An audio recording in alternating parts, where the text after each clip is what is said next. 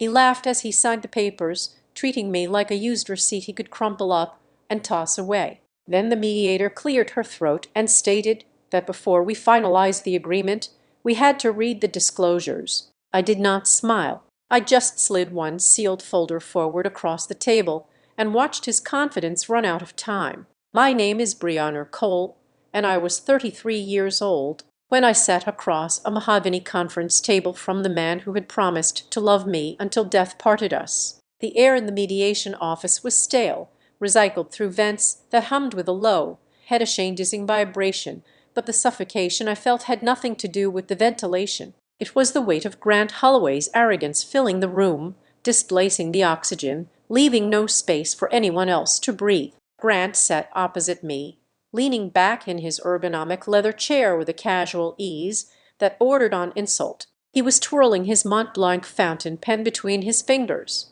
a rhythmic clicking blur that seemed designed to grate on my nerves. Click, spin, catch, click, spin, catch. It was a performance. Everything with Grant had become a performance in the last few years, and this our divorce was just his latest show. He looked less like a husband ending a 7-year marriage and fathering our 4-year-old son, Noah, and more like a corporate shark board with a minor acquisition meeting. He checked his watch, a heavy platinum piece he had bought 2 months ago, ostensibly for client appearances, and sighed loud enough for the mediator to hear. "Come on, Brianna," Grant said, his voice dropping to that patronizing register he reserved for explaining simple concepts to me or disciplining Noah when he spilled juice. "Let us wrap this up. Sign the papers. We both know there is nothing to split here. You are just dragging this out because you like the drama." I remained perfectly still. My hands were folded on the table, resting on top of my battered beige tote bag. It was the bag he hated because he said it looked cheap and embarrassed him at company functions. I kept my face smooth, a mask of calm that I knew irritated him more than tears ever could. Grant wanted me to cry. He wanted me to beg or scream or throw a glass of water so he could look at his lawyer and share a knowing glance that said, "See, she is unstable."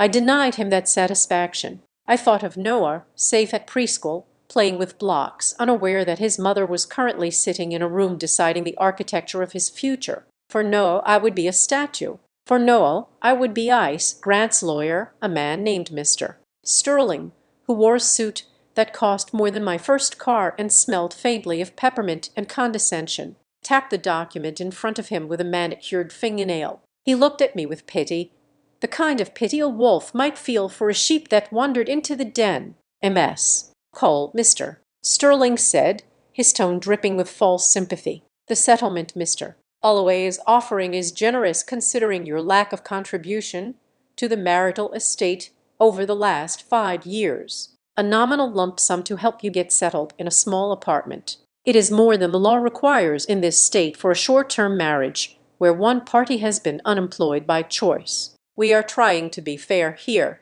We are trying to protect you from the harsh realities of the court system. Unemployed by choice." The phrase hung in the air. I looked at Grant. He smirked, a quick flash of teeth that vanished as quickly as it appeared. He truly believed it. He believed the narrative he had spun for his friends, his family, and now his legal team. To him, I was Brianna, the decorative wife, the woman who quit her job to raise Noah and then lazily existed on his hard-earned paycheck. He saw me as a liability he was finally cutting loose, a receipt he could crumple and toss into the trash on his way to a brighter, unburdened future. Addison, the mediator, cleared her throat. She was a woman in her 50s with gray streaks in her hair and eyes that looked like they had witnessed every variety of marital collapse known to mankind.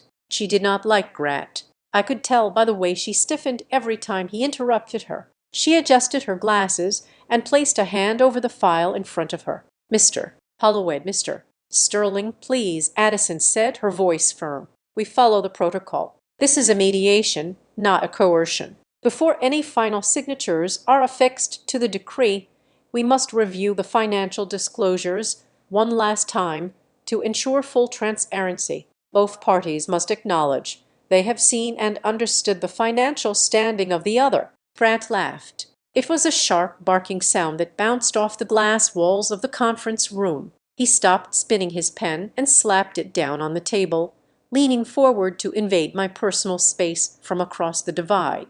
Transparency. Seriously, Addison Grant gestured at me with an open palm, as if presenting a defective product. Look at her. She has been a stay-at-home mom since Noah was born. Her financial disclosure is a grocery receipt and a library card, maybe a balance of $50 in a savings account I set up for her. What is there to read? We are wasting billable hours reading a blank page. Mr. Sterling chuckled a dry, raspy sound. My client has a point, albeit bluntly stated. Mo's affidavit of assets is likely negligible. We can stipulate that she has zero net worth and move to signing. Grant is ready to write the check for the settlement and be done with it. My heart hammered against my ribs, slow and heavy, like a war drum. This was it. The moment I had anticipated for 90 days. The moment I had replayed in the theater of my mind while Grant was out at his late dinners, while he was hiding money, while he was dismissing my existence. I did not flinch. I did not look at his lawyer. I turned my gaze directly to Grant. I saw the confidence in his eyes, the absolute certainty that he was the sun and I was just a planet orbiting him, dark and lifeless without his light. I reached into my beige taupe bag. The movement drew their eyes. I bypassed the packet of tissues and the spare pacifier I still carried out of habit. I pulled out a thick cream-colored envelope. It was heavy, the paper stock expensive, and textured. It was sealed with a red security strip, the kind used for sensitive banking documents. I slid it across the mahogany table. It made a soft hissing sound as it traveled over the polished wood, coming to rest directly in front of Addison. If it is nothing, I said, my voice barely above a whisper, but carrying the weight of a judge's gavel. Then read it. Grant blinked. For a second his smile faltered, but he recovered quickly. What is this? A letter. Are you writing me a love letter begging me to stay? Brianna, it is too little too late. It is my financial disclosure, I said, updated as of 8:00 this morning. Addison looked at me, then at the envelope. She picked it up. She reached for her letter opener, a silver blade that glinted under the fluorescent lights. The sound of the paper tearing was the only noise in the room. It sounded like a zipper on a body bag. Grant leaned back, crossing his arms, looking at the ceiling. He was bored. He was so incredibly bored. Addison pulled out the stack of documents. They were bound with a blue legal cover. She adjusted her glasses and looked down at the summary page. I watched her face. I watched the way her eyebrows knit together in confusion, then rose in surprise. I saw her eyes widen behind her lenses. She blinked once, twice, as if she needed to clear her vision. Her mouth opened slightly, then snapped shut. She looked up at me, and for the first time I saw respect in her gaze. Real terrified respect. Then she looked at Grant. It was a look of pity, but not the kind Mr. Sterling had given me. It was the kind of look you give a man standing on train tracks who does not hear the whistle blowing. Mr. Holloway, Addison said. Her voice had changed. It was no longer the weary voice of a bureaucrat. It was the shaken voice of someone who had just discovered a bomb under the table. You said your wife had no assets.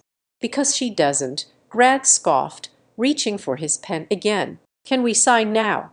Addison placed her hand flat on my documents, pressing them into the table as if they might float away. She looked Grant dead in the eye. No, Addison said. We cannot sign. Not yet. Why not, Mr. Sterling snapped, sensing the shift in the room. What is in there? Addison took a deep breath. She looked at the summary line at the bottom of the first page. Because, she said, her voice trembling slightly, this needs to be read aloud. The silence that followed was absolute. It was the silence of a vacuum. Grant's smile did not just fade, it evaporated. He looked from the mediator to me, and for the first time in years, he really saw me. He saw Brianna, not the mother, not the wife, not the dependent. He saw the stranger sitting across from him. But to understand why the color was draining from his face, and to understand why his confidence was currently running out of hours, you have to go back. You have to understand that this moment did not happen by accident.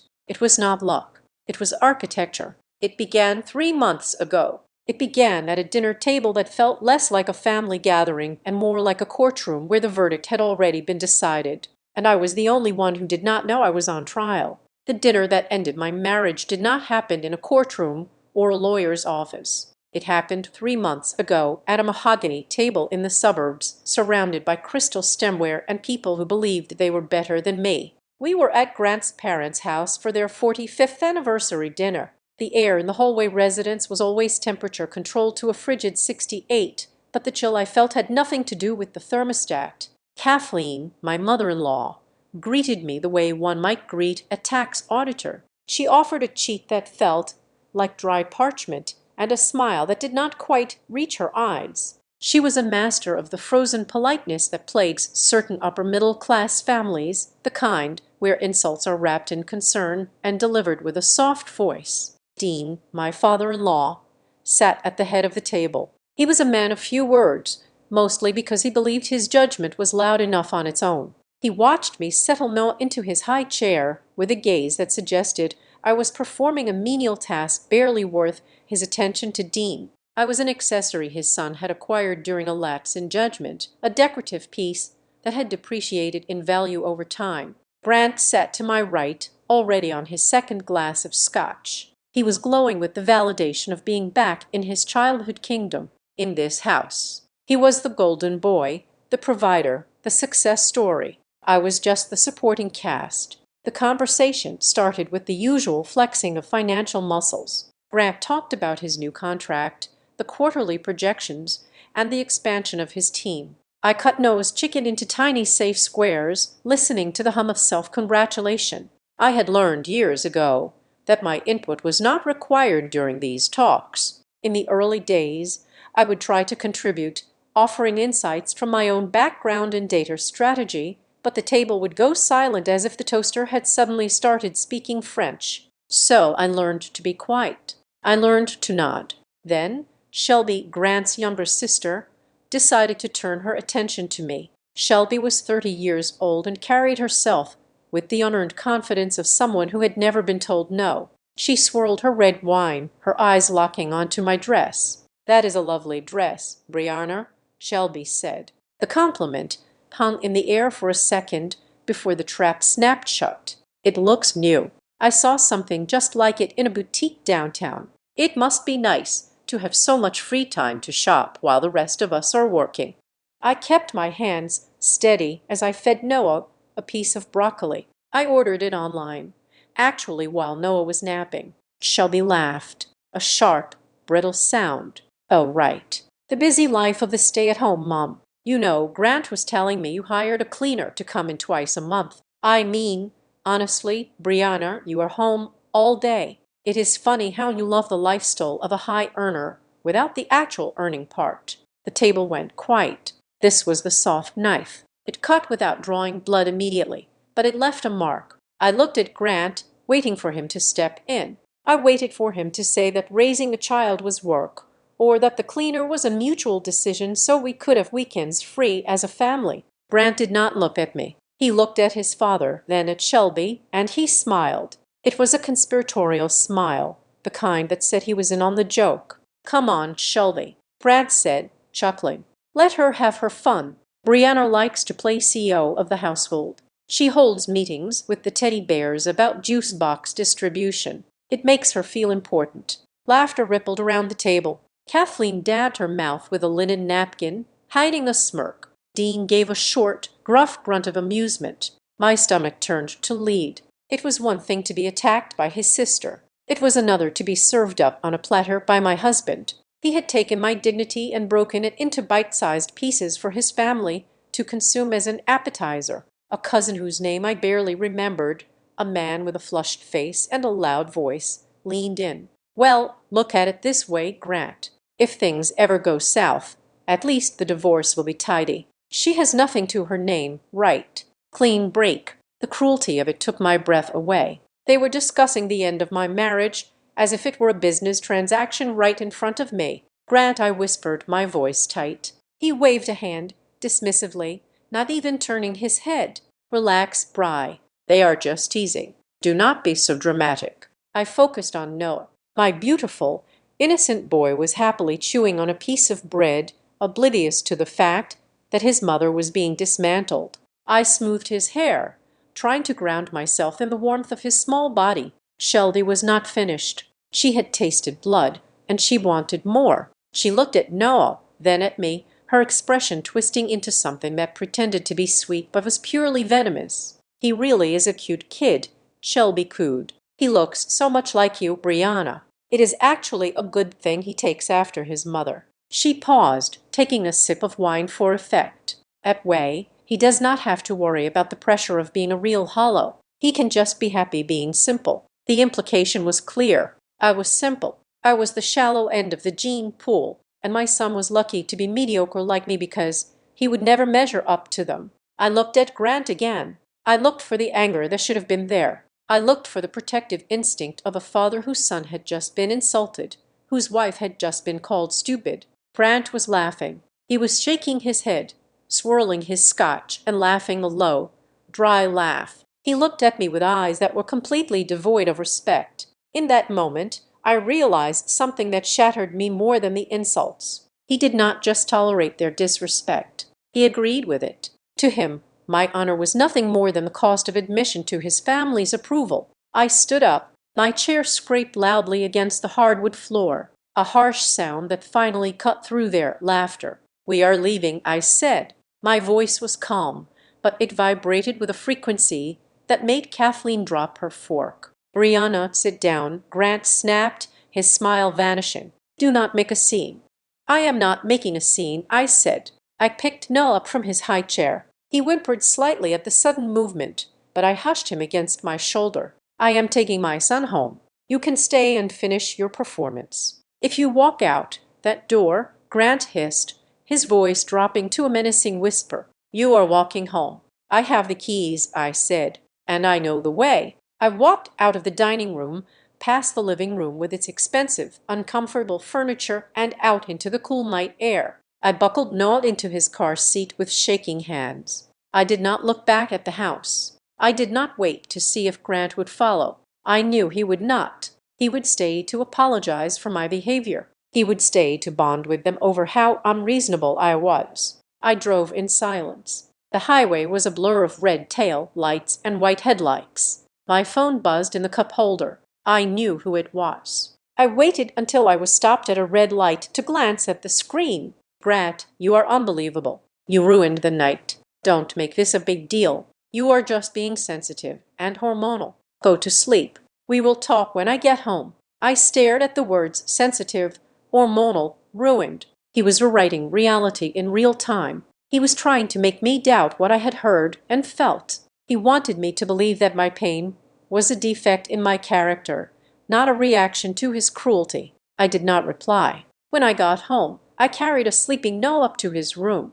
I changed him into his pajamas, kissed his soft forehead, and turned on his nightlight. I stood there for a long time, listening to the steady rhythm of his breathing. I needed that rhythm. It was the only truth I had left. I went to the master bedroom, but I did not get into bed. I did not cry. The tears I expected simply did not come. Instead, a cold clarity washed over me. It was the same feeling I used to get before a major data audit in my old life. The feeling that the numbers did not add up and I was the only one who could find the error. I walked to the small desk in the corner of the room, the one Grant called my hobby station. I opened my laptop. The screen glowed blue in the darkness. Grant thought I was sensitive. He thought I was simple. He thought I was a receipt he could crumple. I opened a spreadsheet. I began to type. I did not just list the insults from dinner. I started to list everything. I logged into our joint bank account,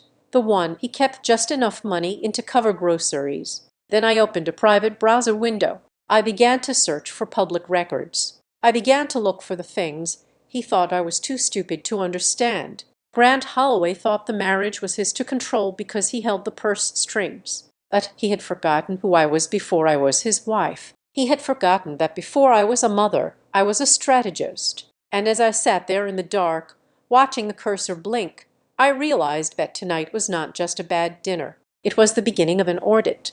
I worked through the night. By the time the sun began to turn the sky gray, I had found the first crack in his perfect facade. And I knew with absolute certainty that I was done crying. I was done keeping the peace. If he wanted to treat me like a liability, I would show him exactly what a liability looked like when it started calculating interest. The silence in our house changed after that dinner. It was no longer the comfortable silence of two people moving in sync. It was the heavy, suffocating silence of a waiting room before a bad diagnosis. Grant did not apologize. In his mind, my departure from his parents' house was a tantrum, a hormonal spike that required management rather than understanding. He treated me with a distant clinical patience, like I was a rebellious employee on a performance improvement plan. But while he was managing me, I was investigating him. I started with the money for 7 years. I had blindly trusted Grant with our finances. It was part of the unspoken deal. I managed the home, and he managed the portfolio. I had access to a joint checking account, the one we used for groceries, utilities, and Noah's needs. I had never looked closely at the inflow, only the outflow. When I finally logged into the banking app on my laptop, sitting at the kitchen island while Grant was at work, the reality hit me like a physical blow. The joint account was being starved. The deposits, which used to be robust and regular, had trickled down to the bare minimum required to keep the lights on and the refrigerator stocked. It was calculated. It was precise. There was exactly enough money for me to survive, but not a single dollar extra for me to thrive. I clicked on the transfer history. Most of Grant's salary, the salary he bragged about at parties, the salary that fueled his ego, was bypassing us entirely. It was being routed to accounts I could not see, accounts that required passwords I did not have. I was living in a house with a man who was methodically severing our financial lifeline while I was busy folding his laundry. Yet, his public image told a different story. Grant was addicted to the validation of strangers. On social media, he was the self-made man, the grinder, the success story. He posted photos of a new Tag Heuer watch with a caption about treating himself after a quarter of crushing goals. The price of that watch was likely more than what was currently sitting in our checking account. He posted stories from a luxury suite at the basketball arena, tagging clients I had never heard of. He checked in at Steakhouse, where a single appetizer cost $1.50. I scrolled through his feed, comparing the timestamps to the nights he came home late, claiming he was swamped at the office and too tired to talk. He was not swamped. He was living a bachelor's life funded by marital assets while I clipped coupons for diapers. Then came the voice. It was a Tuesday night, 2 weeks after the dinner. Grant thought I was asleep. He was downstairs in his home office, the door slightly ajar. I had come down to get water, moving softly on bare feet. I stopped when I heard his laugh. It was a low, intimate sound I had not heard directed at me in years. "You worry too much, Tesser," he said. The name hung in the air, sharp and distinct. "She has no idea. She thinks the market is down. I told her bonuses were cut this year." I pressed myself against the wall, my heart hammering against my ribs. Tessera. I knew the name. She was a new operations manager at his firm. I had met her once at a holiday party, a woman with sharp eyes and a smile that felt like a predator assessing prey. "No, the restructuring is perfect," Grant continued, his voice dropping to a conspiratorial murmur. "By the time I file, the liquidity will be gone. It is all tied up in the new ventures. She will get the minivan and a pat on the back. That is it." He paused, listening to whatever Tesser was saying on the other end. Then he laughed again. "Yen, I know. I am handling it. Just keep the paperwork clean on your end." I backed away slowly, retreating up the stairs before my legs gave out. I did not confront him that night. I could not. If I screamed, if I cried, he would just lock down harder. He would hide the money better. He would gaslight me until I believed I was crazy. Instead, I waited for the weekend on Saturday morning while Noah was watching cartoons. Grant was in the kitchen making espresso. He was humming in a good mood because he had a golf game scheduled. "Grant," I said, keeping my voice level, "we need to talk about the budget. The joint account is getting low and no one needs new shoes." He sighed, the humming stopping abruptly. He slammed the cabinet door shut. "God, Brianna, is it always about money with you lately? I told you. Things are tight. The market is volatile. You bought a $4,000 watch last week," I said. He froze. He turned to look at me, his eyes narrowing. That was an investment. It holds value. You would not understand asset appreciation. I understand that we have less than $600 in the checking account, I countered. And I understand that you are spending thousands on dinners and tickets. He set his coffee cup down hard on the granite counter. That is business. That is networking. That is how I make the money you spend on organic strawberries. Do not lecture me on how to do my job. I am not lecturing, I said. I am asking, are you preparing for something, Grant? You're moving money. You are hiding things. He crossed the arms over his chest, his posture shifting into full aggression. Let us get one thing straight. If you are thinking about listening to my family, if you are thinking about leaving, you should know where you stand. Everything we have, it is because of me. It is my name on the checks. It is my sweat equity. If we divorce, do not dream of taking anything of mine. You will not get a dime. I will make sure of it. It was the first time he had said the word divorce out loud. It hung between us, heavy and toxic. I looked him in the eye. Do you want a divorce because you do not love me anymore, or because you are trying to hide something? Grant stared at me for a long moment. Then a slow, arrogant smile spread across his face. You think too highly of yourself, Brianna. I am not hiding anything. I am just protecting what is mine from someone who does not know how to earn it. He picked up his keys and walked out. I am going to play golf. Don't wait up. When the front door clicked shut, I did not collapse. I went to work. I knew Grant. He was arrogant, and arrogance made people sloppy. He believed I was the simple wife his sister mocked, so he did not bother to shred his paper trails. He left things in his office drawers because he assumed I would never open them. He assumed I respected his privacy more than I respected my own survival. He was wrong. I spent the next 4 hours turning his home office inside out. I did not make a mess. I was surgical. I found bank statements he had forgotten to throw away. I found credit card offers addressed to a P.O. box I didn't know existed. I found a receipt for a diamond bracelet that I had certainly never received dated 3 days prior to his business trip last month. I photographed everything. I created a digital folder on a secure cloud drive, password protected and encrypted. I scanned tax returns from 3 years ago. I found insurance policies where the beneficiary had been quietly changed from Brianna Cole to estate. But the biggest shock came when I tried to verify the asset I thought was our safety net, the house. We lived in a 4-bedroom colonial in a good school district. Grant had always referred to it as my house or our home when he was feeling generous. He loved to tell people about the deal he got, how the equity was our retirement plan. I went to the county assessor's website. It is public record, accessible to anyone with an internet connection and the ability to type an address. I typed in our street number. Owner of record Apex Meridian Properties, LC. It was not Grant Holloway. It was not Grant and Brianna Holloway. I sat back in the chair, the room spinning slightly. He didn't own the house. We were tenants in our own home. Or rather, he had set up a structure where the house was owned by a corporate entity. I dug deeper into the filing for Apex Meridian Properties. The registered agent was a lawyer I didn't know, but the mailing address was the same P.O. box where his secret credit card offers were set. He had moved the house. He had likely transferred the title years ago, or perhaps he never put it in his name to begin with, shielding it from marital liability. If we divorced, he could claim we had no real estate to split. He could claim the LLC was a separate entity, or worse, that we were just renting from a third party.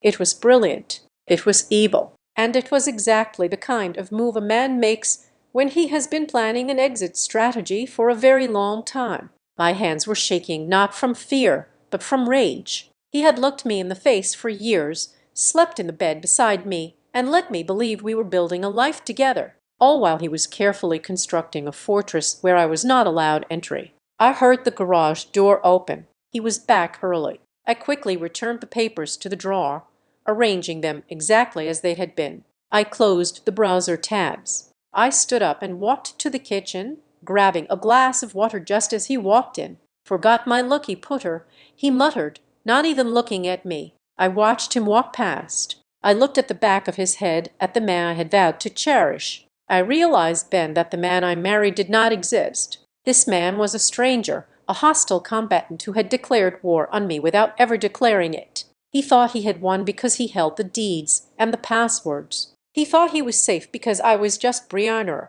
the stay-at-home mom. But he had made one critical mistake. He forgot that before I was a mother, I was a data analyst. He forgot that I knew how to follow a trail, and he forgot that there is no one more dangerous than a woman who realizes she has nothing left to lose. I decided then I would not scream. I would not fight him in the hallway. I would let him think he was the king of his castle. I would let him feel secure if I had to leave this marriage. I would not leave as a victim.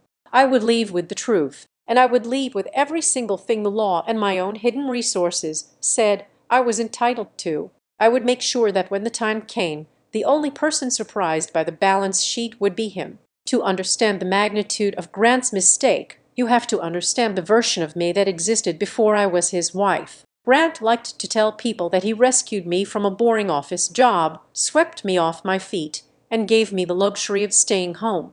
That was his favorite bedtime story to tell himself. The truth was far less romantic and far more calculated. Before I was Mrs. Holloway and before I was Noah's mother, I was a senior analyst at Harbor and Pine Strategy Group. It was a boutique firm, the kind you do not hear about unless you are in the top 1% of the corporate sector. My job was not just looking at spreadsheets. It was predictive modeling. I took chaotic data market trends, consumer behavior, risk assessments, and I turned it into a roadmap for Fortune 500 companies. I was good at it. In fact, I was ruthless at it when I became pregnant with Noah. We agreed I would step back. Grant's career was taking off and the hours at Harbor and Pine were grueling, but I never actually quit. I simply pivoted. I resigned from the firm. Yes, but I retained two of my biggest clients as an independent consultant for the last 4 years. While Grant thought I was napping or watching daytime television, I was running high-level strategy audits from my laptop during Noah's nap times.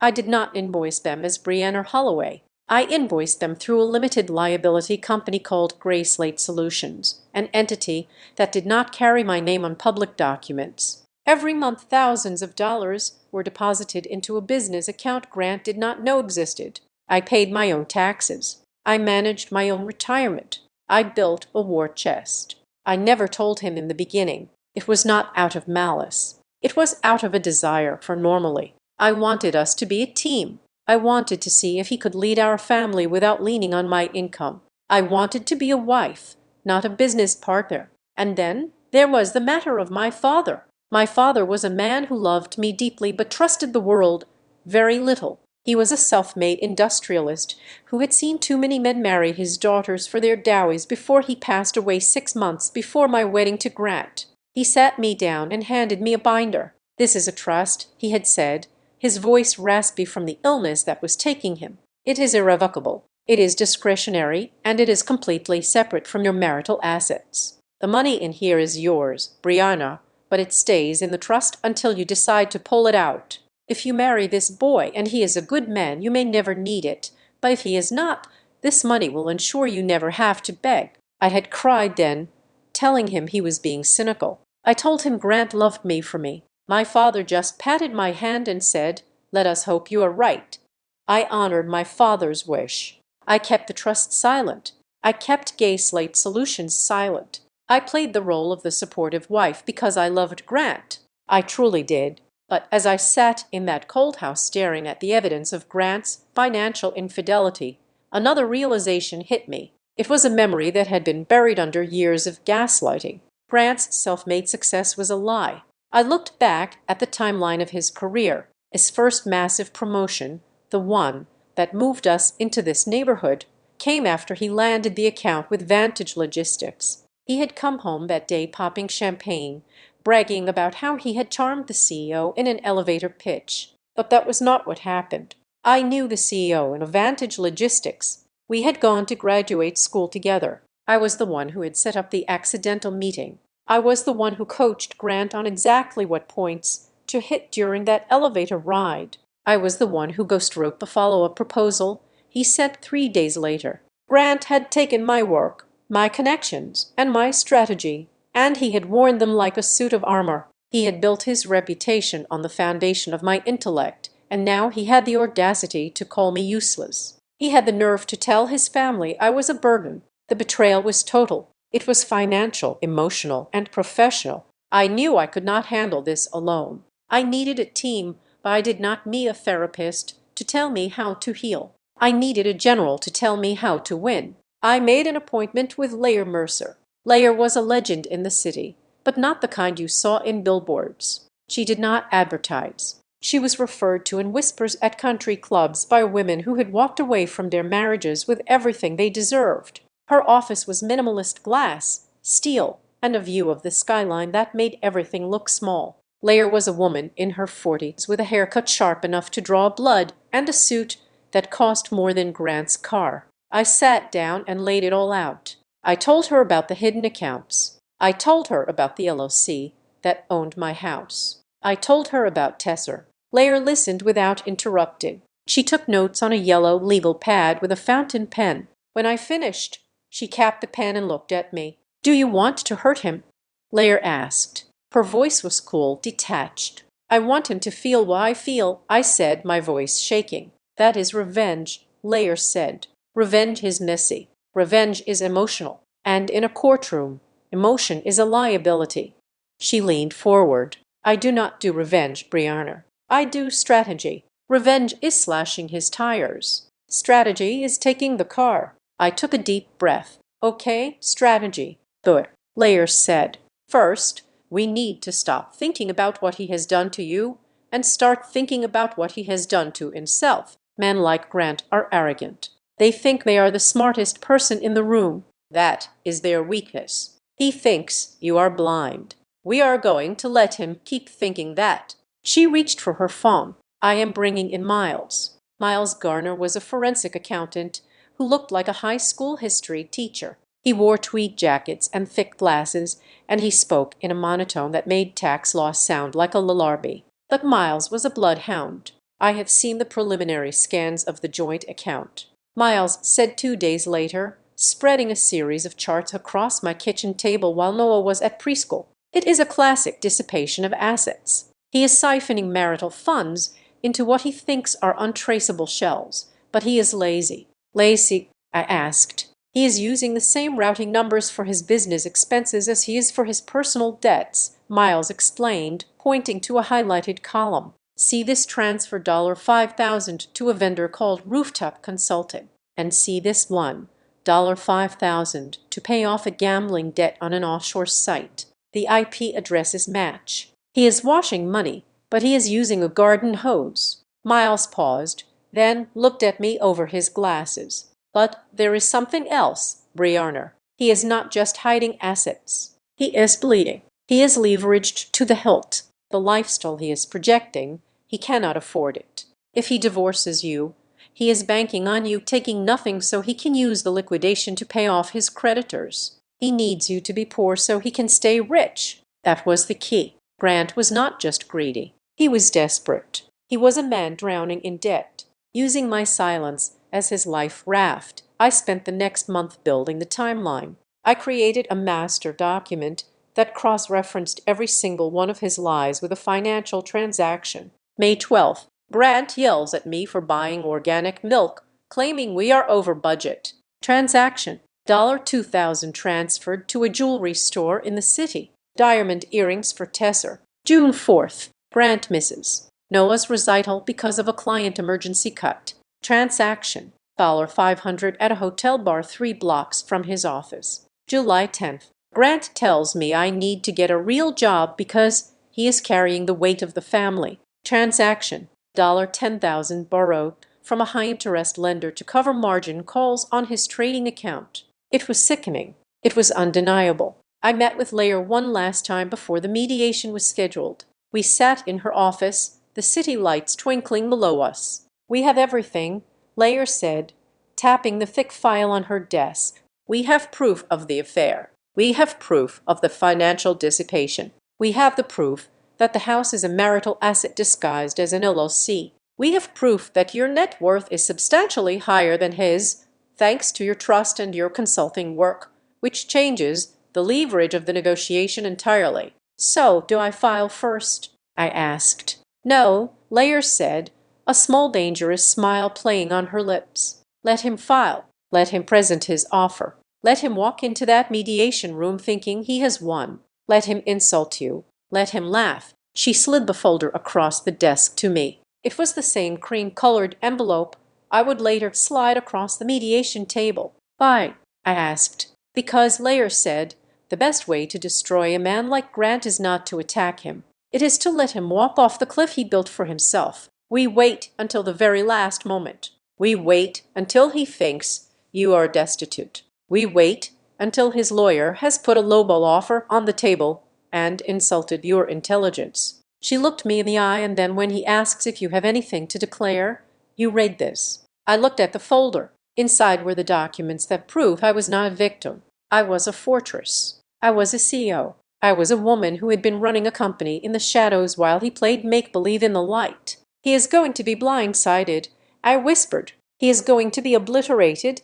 Layer corrected. Just remember one thing, Brianna. When you walk into that room, do not smile. Do not gloat. The ice. Let the numbers do the screaming for you. I took the folder. I felt the weight of it in my hands. It was heavy. It was the weight of 7 years of silence. It was the weight of every insult, every dismissal, every lonely night. I am ready, I said. Layer nodded. Good, because next week we are not just going to a mediation. We are going to a funeral for his ego. Grant did not wait for the conversation to mature. He did not wait for us to sit down like civilized adults to discuss the dissolution of our life together. Instead, he chose to strike when my defenses were down, calculating the exact moment when I would be too exhausted to fight back. It happened on a Thursday morning. Noah had been up all night with a stomach virus, his small body burning with a fever that refused to break. I had spent the last 10 hours changing sheets, holding cool washcloths to his forehead, and whispering reassurances into the dark. I was running on 0 sleep and 3 cups of stale coffee. My hair was a mess. I was wearing sweatpants stained with pedialyte, and I looked exactly like the chaotic, overwhelmed housewife Grant wanted the world to see. The doorbell rang at 9:00. I assumed it was the pharmacy delivery. When I opened the door, a stranger in a nondescript windbreaker shoved a thick envelope into my hand. Brianna Cole, he asked, not waiting for an answer. You have been served. He turned and walked away before I could even blink. I stood there in the doorway, the morning sun blinding me, holding the paperwork that officially declared my husband was suing me for divorce. He had filed ex parte motions. He had moved fast. I closed the door and leaned against it, sliding down until I hit the floor. I opened the envelope. The language was aggressive. It cited irreconcilable differences, which was standard, but the demands were not. He was asking for exclusive possession of the marital residence. He was asking for the majority of the assets. And then I saw the line that made my blood run cold. Petitioner seeks primary physical custody of the minor child. Noor Holloway. Grant wanted my son. Grant, who had never packed a school lunch, who did not know the name of Noah's pediatrician, who called parenting babysitting, wanted to take him away from me. I went to my phone to call Layer, my fingers trembling. I tapped the contact. Nothing happened. I looked at the top corner of the screen. No Wi-Fi connection. I frowned. Our internet was fiber optic. It never went down. I tried to switch to cellular data, but the signal in our house was notoriously weak without the booster. I walked over to the thermostat to check the temperature because the house felt suddenly stifling. The screen was black. I went to the garage door, keypad to retrieve the spare emergency key I kept in the lockbox, just in case. The code was 4 digits. The year we got married. I punched it in. Error. I punched it in again. Error. Locked out. My heart began to race, a cold, prickly sweat breaking out on the back of my neck. This was not a glitch. This was a siege. Grant had changed the passwords. He had logged into the smart home account, which he had set up and controlled, and he had revoked my access. He had cut the Wi-Fi so I could not email. He had changed the garage code so I could not leave easily without the main remote, which was currently in his car. He was trying to panic me. He was trying to simulate what my life would look like without him, disconnected, locked out, and powerless. My phone buzzed with a standard text message coming through on the weak cellular signal. It was Grant. I assumed you got the papers. Do not try to log into the accounts. I have secured them to prevent you from draining our assets. We need to talk tonight. Be reasonable. Reasonable. He locked me out of my own home's infrastructure while our son was sick upstairs, and he told me to be reasonable. I did not text back. I went upstairs, checked on Noah, who was finally sleeping peacefully, and then I sat on the floor of the hallway. I took a deep breath. This was the shock and/or phase. Lair had warned me about this. He wanted me to call him screaming. He wanted me to sound unhinged so he could record the call and play it for a judge. I did not scream. I went to my secret laptop, the one with its own independent cellular hotspot dongle that I kept for my consulting work. I connected to the internet. I was not offline. I was never offline. That evening, Grant came home early. He walked in with the swagger of a landlord evicting a troublesome tenant. He did not ask how Noah was feeling. He walked straight into the kitchen, placed a briefcase on the table, and looked at me. "I see you are still here," he said. "I live here, Grant," I replied, stirring a pot of soup. I kept my back to him. "Not for long," he said. "Did you read the motion? I am asking the judge to grant me the house. I pay the mortgage. I pay the bills. You contribute nothing. No judge in this state is going to let you stay here while I pay for it." He walked around the island so he could see my face. He looked almost disappointed that I was not crying. "And Noah," he added, his voice dropping to a fake tone of concern, "I am taking him. You have no income. Brianna, how are you going to feed him? How are you going to clothe him? You cannot support a child on $0 a year. The court looks at stability, financial stability. I have it. You do not." It was a threat designed to kill. He knew Noah was my oxygen. "You would take him from his mother because you make more money?" I asked, keeping my voice steady, although my knees were shaking under the protection of my sweatpants. "I am doing what is best for him," Grant said, shrugging. "He needs a provider, not a babysitter." He slid a document across the counter. "But," he said, his tone shifting to one of benevolent mercy, "it does not have to be that way. I had my lawyer draft a settlement agreement. It is generous. You sign this and I will withdraw the custody petition. We will do $5,050 custody. I will give you a lump sum of $10,000 to help you move out. You keep your car. We wrap this up in 30 days. I looked at the paper. It was not a settlement. It was a surrender.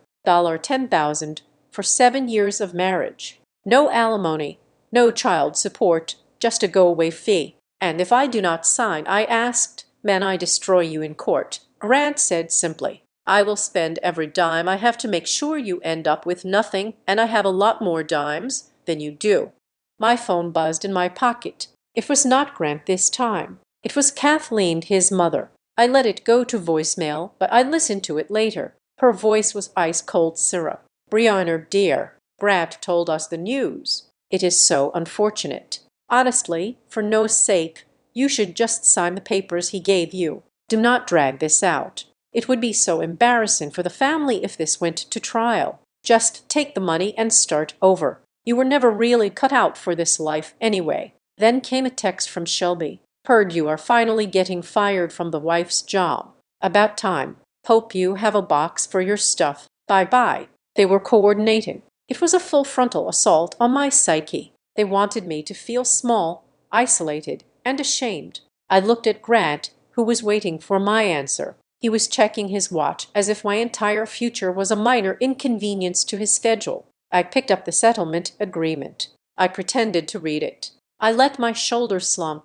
I let my eyes widen as if the legal jargon was confusing me. "Grant," I said softly, "I do not know about legal things, but if we sign this, does that mean we are done? Like fully done?" "Yes," he said, eager now. "Fully done. No court, no fighting." "Okay," I said.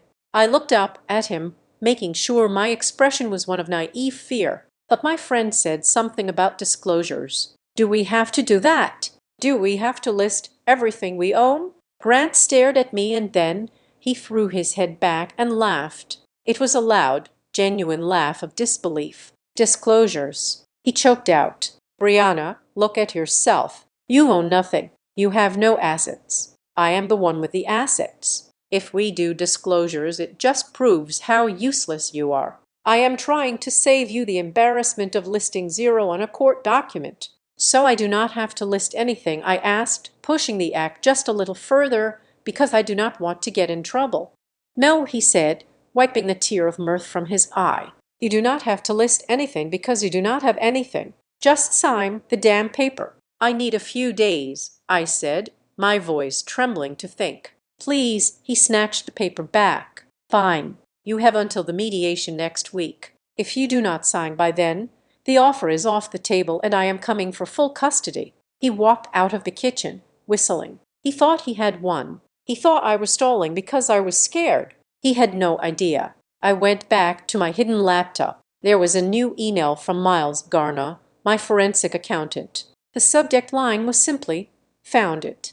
I opened the attachment. It was a trace on the rooftop consulting vendor Grant had been paying. Miles had dug through shell companies and registered agent filings in 3 different states. Brianna, the email read, "Rooftop Consulting is a ghost. No physical office, no employees, but I found the bank account where the checks are being deposited. It is a joint account held by a corporate entity, the signatories Grant, Holloway, and Tesser." I stared at the screen. He was funneling money out of our marital estate and directly into an account he shared with his mistress. He was stealing from his son to fund his affair. My hands curled into fists. The fear I had felt earlier evaporated. The panic about the Wi-Fi and the garage door seemed trivial now. He was not a powerful man. He was a thief, and he was a thief who had just admitted to my face that he believed I was too stupid to check the books. I picked up my phone and called Lair. He served me, I said,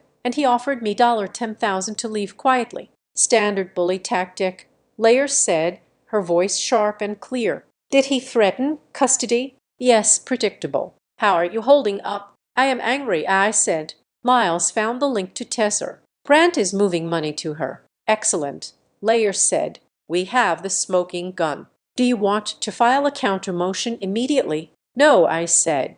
I looked at the kitchen door where Grant had exited. So confident, so sure of his superiority. He told me I have nothing to disclose. He laughed at me. Lair, he thinks I am asking because I am ashamed of being poor. So Lair asked. So let us let him keep thinking that. I said, do not file the counter motion yet. Let us go to the mediation. Let him walk in there thinking he is dictating terms to a scared housewife. I want him to feel safe. I want him to feel like the smartest man in the room. And then I said, I want to watch his face when he realizes he just sued the wrong woman. We will let them get confident.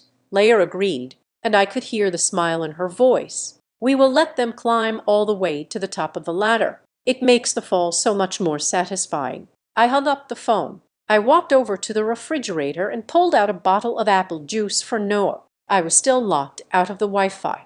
I was still trapped in a house that my husband claimed was his. But for the first time in months, I did not feel trapped.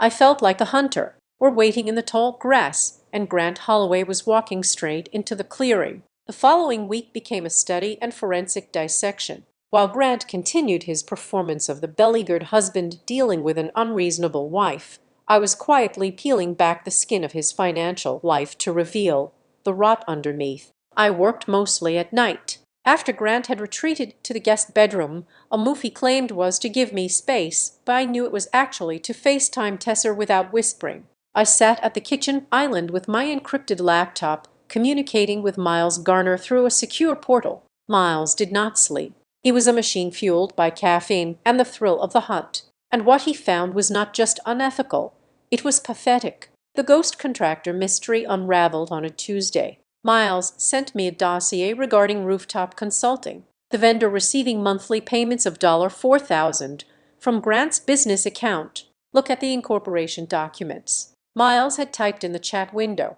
I opened the file. The registered agent was a generic legal service, but the mailing address for the invoices was a residential unit in a high-rise downtown. I cross-referenced the address with the background check I had run on Tesser Row. It was her apartment. Grant was not just buying her dinner. He was paying her rent. He was funneling money that should have gone into Noah's college fund or our mortgage into a shell company that paid for his mistress's lifestyle. But the paper trail went deeper. Miles flagged a series of credit card charges categorized as client development. There was a weekend stay at a boutique hotel in Napa Valley labeled as a leadership retreat. I checked the dates. That was the weekend Grant told me he was at a conference in Chicago. He had even sent me a photo of the Chicago skyline, which I now realized he must have downloaded from Google Images. There were receipts for spa treatments, expensive laundry from a brand I had never worn, and a lease payment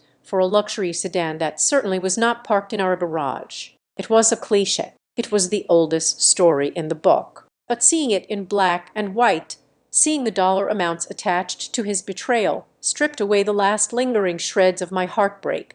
You cannot mourn a man who values you less than a lease payment on a Mercedes. Then came the twist I did not see coming. Miles called me on an encrypted line. His voice, usually dry and monotone, held a note of genuine surprise. "Brianna," he said, "we have a problem. Or rather, Grant has a problem. A big one." "What is it?" I asked, keeping my voice low. "He is insolvent," Miles said. "Technically speaking, your husband is broke." I frowned at the phone. "That is impossible. He makes a high six figures. He just bought that watch." "He bought the watch on credit," Miles explained. I pulled his credit report. "He is leveraged to the hilt. He has maxed out 3 cards, but the real issue is a personal loan he took out 18 months ago. $200,000. What did he do with $200,000? I whispered, horrified. "He put it into a speculative crypto investment," Miles said, "and he lost it. All of it. But here's the kicker. To get the loan, he had to put up collateral. He pledged his equity stake in his firm." I felt the room spin. Grant's partnership equity was the only real asset he had. If he defaulted on the loan, he would lose his position at the company. He was walking a tightrope over a canyon, and he was doing it while juggling expensive gifts for Tesser. "He needs this divorce settlement," I realized, speaking the words out loud. "He needs to liquidate the house so he can pay off the loan before his partners find out." "Exactly," Miles said. "He is not trying to screw you over just for fun. He is trying to save his own neck. He needs you to take a low payout so he can keep the bulk of the equity to cover his bad debts." It all made sense. The pressure, the rush to sign, the bullying. He was terrified. But the final piece of the puzzle, the one that would eventually make Addison the mediator, that I found on my own. I was looking through an old box of files in the basement, searching for Grant's original employment contract to verify his start date. I found a folder labeled office lease. Grant loved to talk about his building. He would drive past the glass and steel structure in the business district and point to it, telling Noah, "That is where Daddy is the boss. That is my building." He acted as if he owned the skyline. I opened the lease agreement. It was a standard commercial lease. Grant's firm was the tenant. I scanned down to the line listing the landlord. Landlord Hall Creek Holdings, LLC. I froze. The name triggered a memory. It was a deep, dusty memory from the days after my father's funeral. I remembered sitting in a lawyer's office, signing endless stacks of paperwork to establish the trust. My father had loved obscure names, names that sounded like old muddy and misty landscapes. Hallow Creek. I ran upstairs to my bedroom and pulled my locked safe box from the back of the closet. I dug out the binder my father had left me, the break-in-case of emergency binder. I flipped to the section on real estate assets held by the trust. There it was. Hallow Creek Holdings, LLC, wholly owned subsidiary of the Cole Family Trust, Asset Commercial Office Building, 400 West Meridian Street. My mouth fell open. I sat on the edge of the bed, staring at the page. Grant's company rented their office space from Hallow Creek Holdings. Grant's company paid rent every month, which meant in a convoluted, roundabout, legal way, Grant was paying rent to me. For 5 years, he had walked into that building like he was a king surveying his kingdom. He had bragged about the location. He had complained about the rent increases, and every single time a check was cut from his firm to the landlord, it was flowing into a pot of money that ultimately belonged to the wife he called useless. I started to laugh. I covered my mouth, but I could not stop. It was a hysterical, silent laughter that shook my shoulders. He had no idea. The trust was blind. The property management company handled everything. My name appeared nowhere on the lease to him. Hallow Creek was just a nameless corporate landlord. I called Layer immediately. "You are not going to believe this," I said, my voice trembling with adrenaline. I explained the connection. I heard Layer typing furiously in the background. "Oh, this is rich," Layer said, her voice dropping to a purr. "This is poetry. Briarner, do you realize what this means?" "It means he is my tenant," I said. "It means," Layer corrected, "that this is not just a divorce case anymore. This is a story about a man who thinks he is a king on land he does not own. It destroys his narrative. He claims you are a dependent. You are literally the landlady of his professional existence. We have to use this." I said we will. Layer promised. "But we have to package it correctly. We need a valuation dossier. I want you to assemble everything. The consulting contracts from your secret work, the trust documents, the deed to the commercial building, the proof of his debt. We are going to build a book, Briarner, a book called The Reality of Grant Holloway. I do not want to leak it to the press," I said.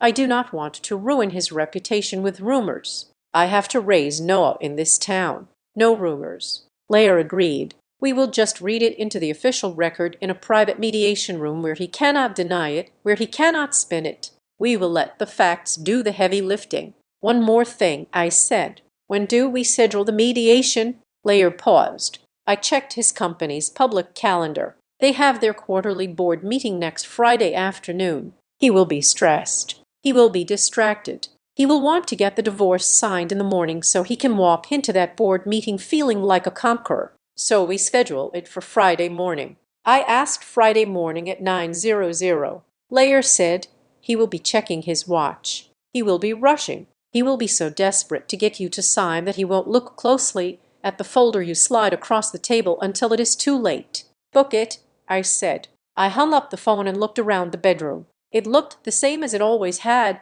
the beige walls, the framed wedding photos I had not yet taken down. But everything felt different. The fear was gone. The anxiety was gone. Grant came home an hour later. He walked into the room, loosening his tie, looking exhausted and irritable. "I need that signature, Briarner," he said, not even saying hello. "My lawyer is pushing. If you do not sign by Friday, things get ugly." I looked at him. I looked at the man who was lying to me, stealing from us, and living in a building I owned. "Okay," I said softly. "Set it up. Friday morning." He exhaled, his shoulders dropping. He smiled that smug, victorious smile I had grown to hate. "Good girl," he said. "You are finally making sense." I turned away so he would not see the expression on my face. It was not a submission. It was anticipation. Friday morning. I thought just wait until Friday morning. The psychological warfare began 3 days before the scheduled mediation.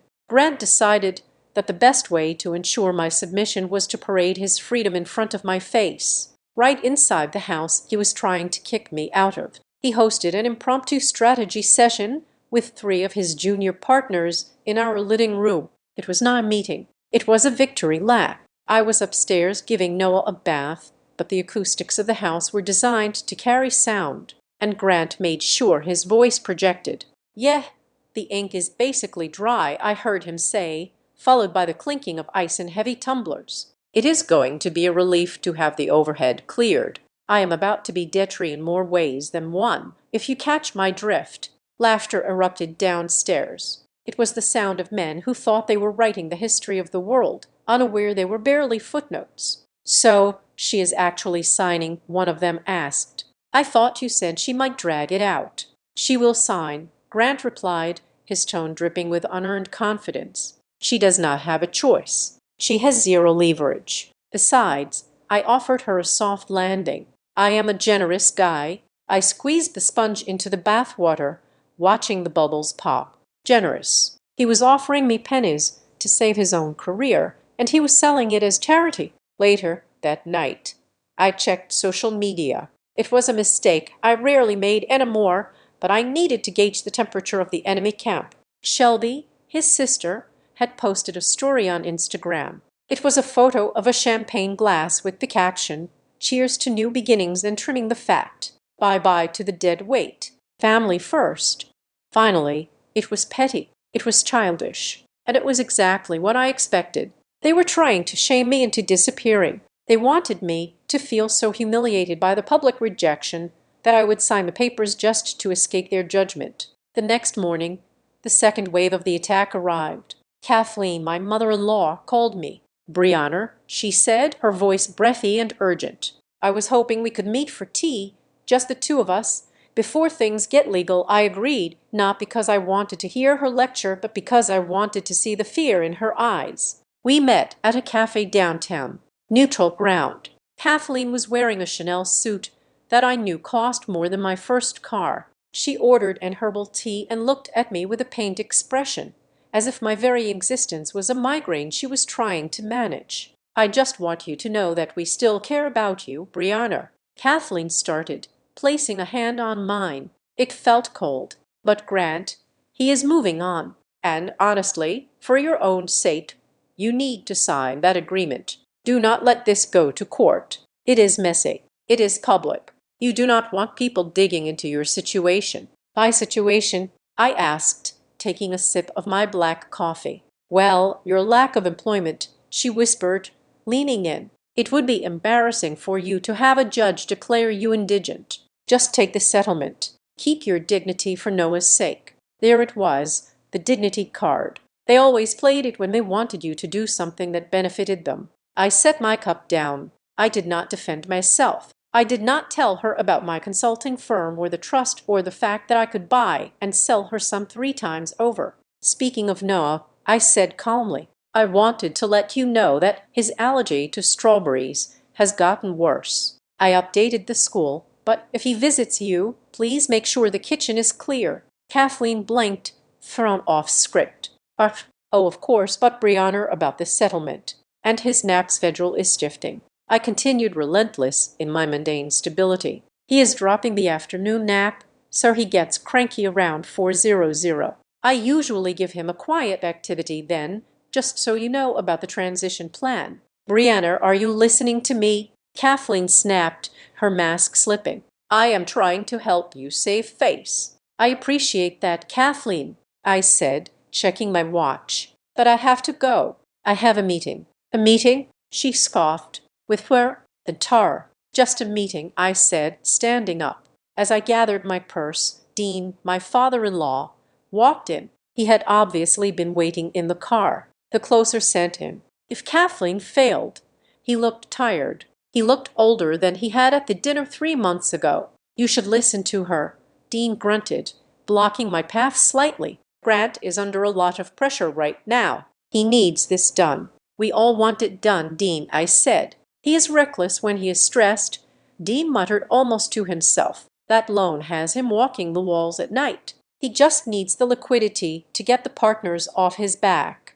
Kathleen kicked him under the table. I saw her leg move. Dean shut his mouth instantly, his eyes darting to me to see if I had caught it. "The loan." I kept my face blank. "Well, hopefully Friday will resolve everything. Goodbye, Dean." "Kathleen." I walked out of the cafe with a steady pace, but inside my mind was racing. That loan has him walking the walls. Dean had just confirmed what Miles had suspected. The debt wasn't just a number on a spreadsheet. It was an active threat. Grant was being squeezed. His partners were asking questions. He needed the divorce settlement, not just to leave me, but to liquidate assets to cover a hole he had dug before he was discovered. He was desperate, and desperate men made mistakes. I called Layer from the car. "Dean slipped," I said. "He mentioned a loan and partner pressure. Grant is on a deadline."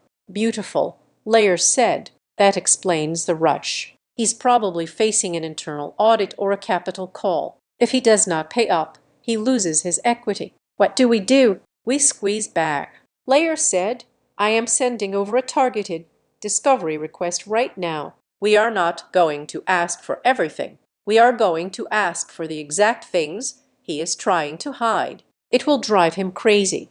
An hour later, Layer sent the email to Grant's lawyer. It was surgical. Instead of a generic request for all financial documents, Layer asked for 3 specific things. Item 1. All records of payments made to entities providing consulting services, specifically rooftop consulting, for the past 24 months. Item 2.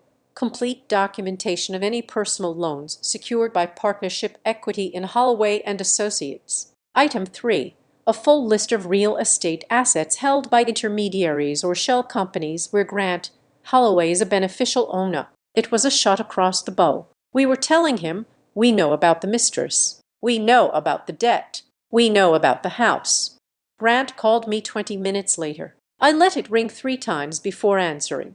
"Hello, Grant. What the hell is this?" he shouted. He was not using his smooth corporate voice anymore. He sounded like a cornered animal. "Discovery requests for specific vendors." "Are you insane?" "My lawyer thought it was necessary for transparency," I said, keeping my voice light. "You are playing dirty, Brianna," he hissed. "You are digging into business matters that have nothing to do with you. If you drag my partners into this, I swear to God, I am not dragging anyone anywhere." I interrupted.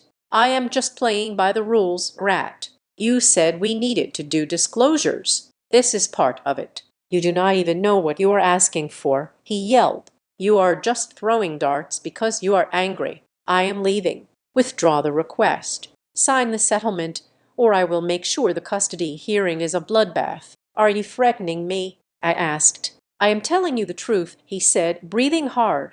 "You have no income. You have no home. You think a judge is going to give you no. I have already documented every time you refused to let me see him." I paused. "Refused?" "Grant, I sent you a calendar invite for Tuesday and Thursday. You declined both because you had dinner meetings. I have the screenshots. It does not matter what you have." He spat. "It matters what I tell the court. And right now the court sees a bitter unemployed woman trying to sabotage her successful husband." He hung up. I stared at the phone. He was doubling down. He was rewriting history to frame me as an obstructionist mother. He had tried to push Noah to stay at his parents' house for the last 3 weekends, claiming he wanted bonding time, but I had refused because Noah was sick. Now I realized he was trying to create a pattern of alienation. He wanted to walk into court and say, "She keeps my son from me." But I had the receipts. I had every text message, every email, every doctor's note proving Noah was too ill to travel. I had his replies saying he was too busy to come visit Noah at our house. He was building a house of cards, and he was doing it in a windstorm. The day before the mediation, the house was quiet. Grant stayed at a hotel. He sent one last text at midnight. "Last chance. Sign the agreement by 800 a.m. or the deal is off." I did not reply. I lay in bed staring at the ceiling. I thought about the party he threw downstairs. I thought about Shelby's Instagram post. I thought about Kathleen's fake concern. They all thought they were watching the final act of a tragedy where Brianna Cole fades into oblivion. They had no idea they were watching the prequel to a revolution. Grant was confident. He had his high-priced lawyer, his hidden assets, and his belief that I was nothing more than a receipt he could discard. That confidence was his greatest weakness. It blinded him. He was so busy looking down at me that he did not see the trap I had laid at his feet. Tomorrow was Friday. Tomorrow, the unemployed housewife was going to walk into a room and rewrite reality. I closed my eyes and finally slept. It was the deep, restful sleep of a woman who knows exactly where the bodies are buried and who brought a shovel to the meeting. The morning of the mediation arrived with a sky the color of bruised iron, heavy with rain that refused to fall. My phone buzzed against the marble countertop of the kitchen island at exactly 7:00. It was Grant. "Grant, do not make a scene today. Just sign the papers and be done. I have a board meeting at 2. I do not have time for your drama." I looked at the message, then placed the phone face down. I did not reply. I poured my coffee, the steam rising in a steady, calming plume. There was no drama in me this morning. Drama is for people who are unsure of the outcome. I was not unsure. I was absolute. I woke Noah up with a tickle monster attack, listening to his giggles fill the hallway. I dressed him in his favorite dinosaur t-shirt and denim shorts. I knelt on the hardwood floor to tie his sneakers, my fingers moving with practiced rhythmic efficiency. I smoothed his hair and kissed his forehead, breathing in the scent of baby shampoo and innocence. "You are going to have a great day," I told him, my voice steady. "Money will pick you up right after snack time. Promise?" he asked, looking at me with those wide eyes that were so much like his father's, yet entirely his own. "I promise," I said. I dropped him off at preschool. I did not linger. I did not let my emotions bleed onto him. I waved goodbye, watched him run toward the sandbox, and then I got back into my car. As the door clicked shut, sealing out the noise of the playground, I engaged the lock. I took a deep breath, inhaling for 4 counts, holding for 4, exhaling for 4. Then I drove to the city. I parked in the garage beneath the glass tower where the mediation was scheduled. I checked my reflection in the rear view mirror. I was wearing a navy blue blazer, tailored and sharp, over a white silk blouse. No jewelry except for my wedding band, which felt heavy and cold on my finger. It would be the last time I wore it. Leah was waiting for me in the lobby. She looked like a shark in a pinstripe suit. She held a briefcase in one hand and a coffee cup in the other. "Ready?" she asked. "Ready," I said. Leah handed me a folder. It was thick, heavy, and unassuming. The cover was a plain matte beige, completely blank. There were no labels, no warnings, no confidential stamps. It looked like it could contain recipes or school drawings. "Remember," Leah said, as we stepped into the elevator, "silence is loud. Let him fill the room with his noise. You just hold the ground." We walked into the mediation suite. It was a sterile environment designed to strip emotion from the process. Gray carpets, abstract art that meant nothing, and a long oval table that shone under the recessed lighting. Grant arrived 5 minutes late. He walked in with Mr. Sterling, his lawyer. They were laughing. Grant was making a joke about the traffic, his voice booming as if he were holding court a happy hour. He winked at the receptionist. He loosened his tie slightly, projecting the image of a busy executive who was graciously making time for a minor administrative annoyance. He saw me and stopped. His smile didn't fade, but it changed. It became tight, patronizing. "Briarner," he said, nodding. "You look nice." "Conservative, Grant," I replied. I did not smile. We took our seats on opposite sides of the table. The distance between us was only 4 feet, but it felt like an ocean. Addison, the mediator, sat at the head. She arranged her notepads and pens with the precision of a surgeon preparing for an operation. "Good morning," Addison said. "We are here to finalize the dissolution of marriage between Grant Holloway and Brianna Cole. The goal today is an equitable settlement that avoids litigation." Grant leaned back in his chair, stretching his arms out. He looked at his watch. "Let us keep it simple, Addison," Grant said. "We have a deal on the table. Brianna gets $10,000. I keep the house and the accounts. I take primary custody because, well, someone has to pay for the kid. She signs. I sign. We all go home." Mr. Sterling opened his briefcase and pulled out a stapled document. He slid it across the table toward me. "This is the agreement, Mr. Holloway proposed." Sterling said, his voice bored. "It is more than generous given the disparity in contribution to the marital estate. Ms. Cole has been unemployed for 5 years. She has no assets. We are essentially offering a gift." I looked at the document. I did not touch it. Addison held up a hand. "Hold on. Before we get to signatures, we have to follow the protocol. I need to verify that financial disclosures have been exchanged and reviewed. In this state, a settlement is voidable if there hasn't been full and honest disclosure of all assets and liabilities." Grant let out a sharp, incredulous huff of air. He picked up his pen and started twirling it, a nervous habit I knew well. "Addison, we went over this," Grant said, his tone dripping with irritation. "She has nothing to disclose. What do you want her to list?" "Her shoe collection, the contents of the pantry." "We are wasting time." "It is the law, Mr. Holloway," Addison said firmly. "I need to confirm the record."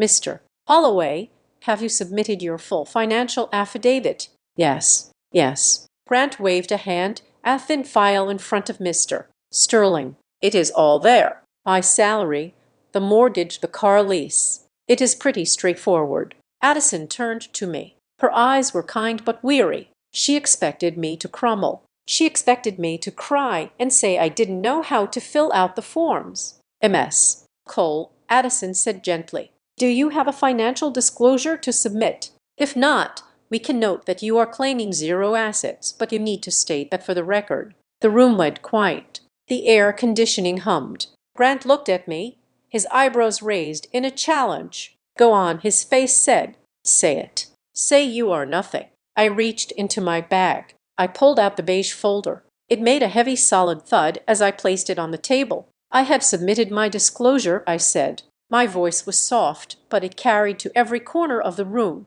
Grant stared at the folder, then he smirked. What is that? Did you write a diary entry about how much you are going to miss me? No, I said. It is my affidavit of assets current as of this morning. Assets? Grant laughed. It was a harsh barking sound. Come on, Brianna. Who are you trying to fool? You have not earned a paycheck since Noah was born. What is in there? Coupons. Mister. Sterling chuckled, shaking his head.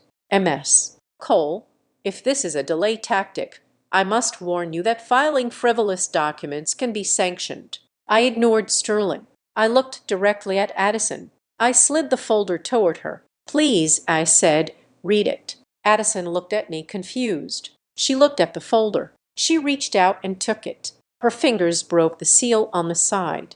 Grant was still smiling, looking at his phone, checking a text message. He was not paying attention. He believed the narrative he had invented so thoroughly that he could not conceive of a plot twist. Addison opened the folder. She adjusted her glasses. She looked at the first page, which was the summary sheet.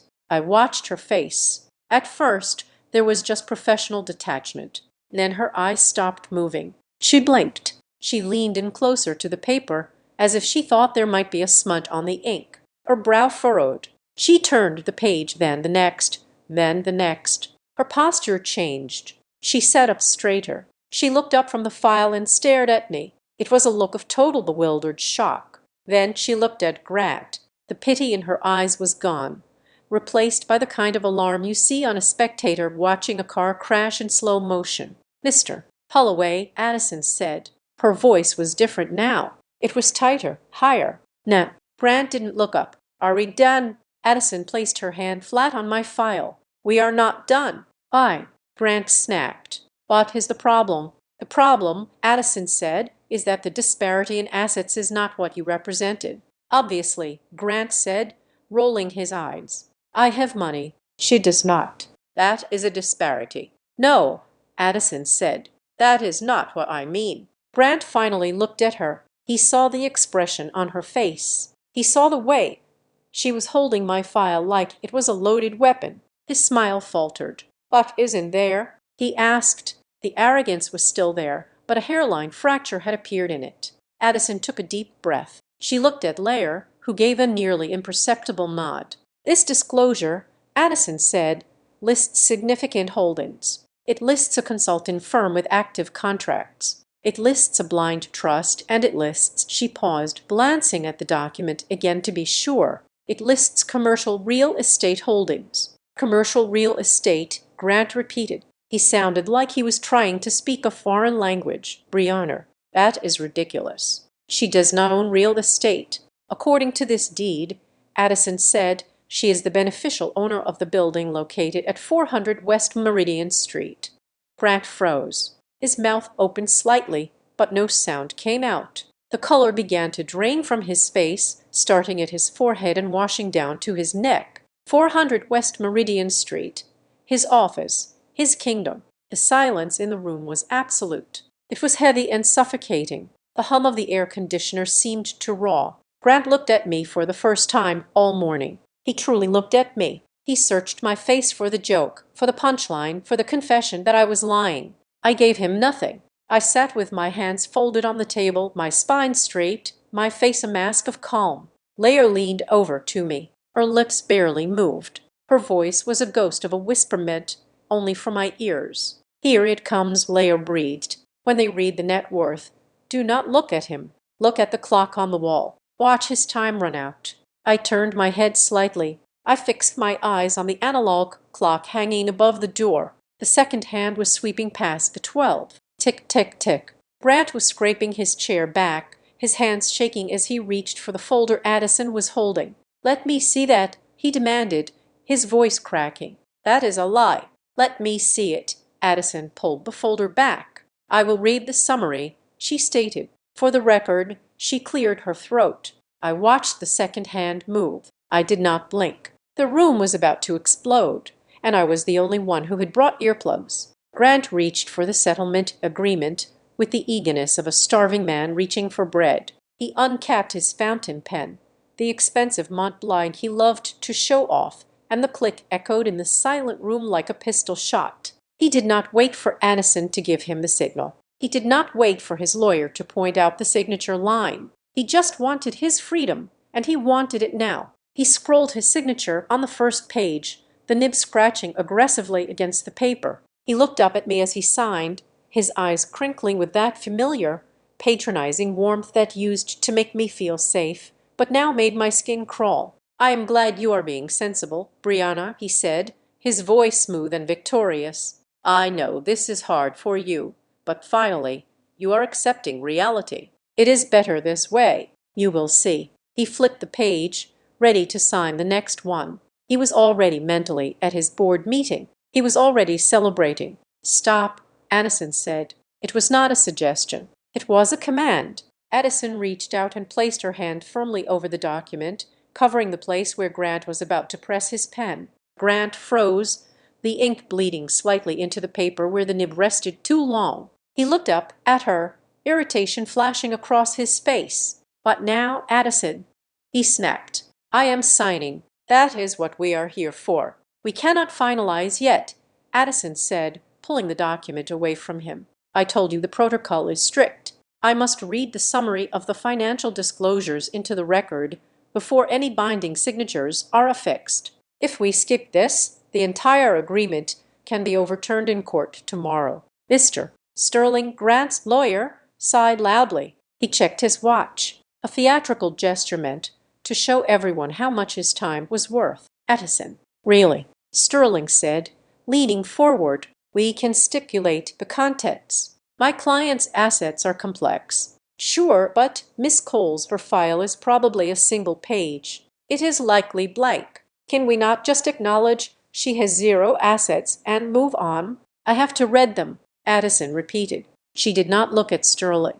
She opened the file on her left first. It was Grant's file. Grant leaned back, spinning the pen in his fingers again.